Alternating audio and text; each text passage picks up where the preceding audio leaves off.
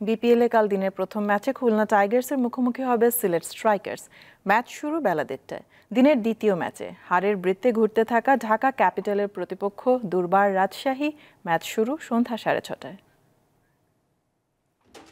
মিরাজের নেতৃত্বে খুলনা টাইগার্স ঢাকা পর্বের ২ ম্যাচে জয় দিয়ে পাড়ি জমায় সিলেটে। সেখানে প্রথম ম্যাচে রাজশাহীর কাছে হেরেছে তারা। এতে পয়েন্ট টেবিলে তাদের অবনমন হয়েছে।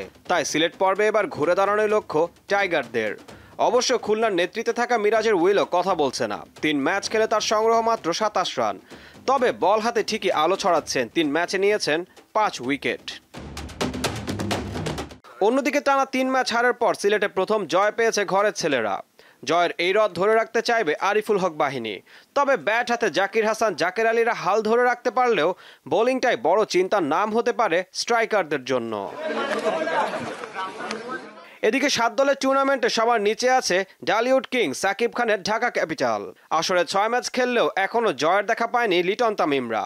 প্লে অফের আশাও অনেকটাই ফিকে হয়ে গেছে তাদের। তাই বাকি ম্যাচগুলোতে জয় ছাড়া আর কোনো উপায় নেই ঢাকার। বিপরীতে এবারের আসরে সবচেয়ে দুর্বল দল ধরা হচ্ছিল রাজশাহীকে। তবে এই দলটাই যেন এবার নজর কাটছে সবার।